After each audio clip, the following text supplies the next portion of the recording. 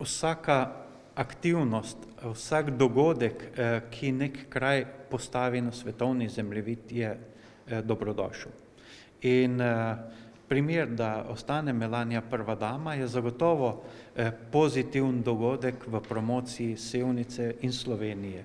Tukaj glede na globalne razmere, na velikost države, mislim, da je to priložnost za Slovenijo, da je izpostavljena v tem predvsem turističnem delu in da je potem bistveno lažje reklamirati našo turistično ponudbo po svetovnem spletu.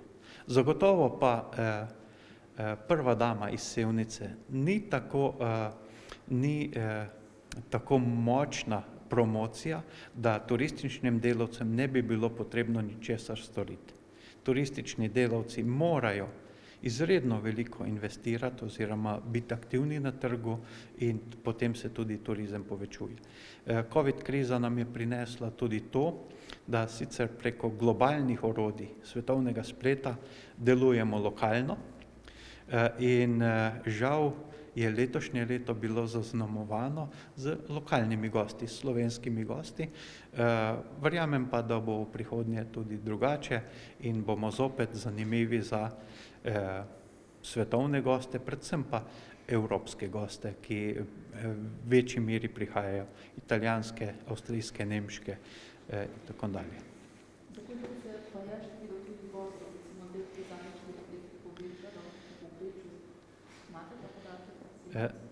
Popolnoma natančnega podatka nimamo, kajti težko je ločiti goste, ki prihajajo k nam kot poslovni gostje v naša podjetja in tiste, ki prihajajo turistično v ta prostor.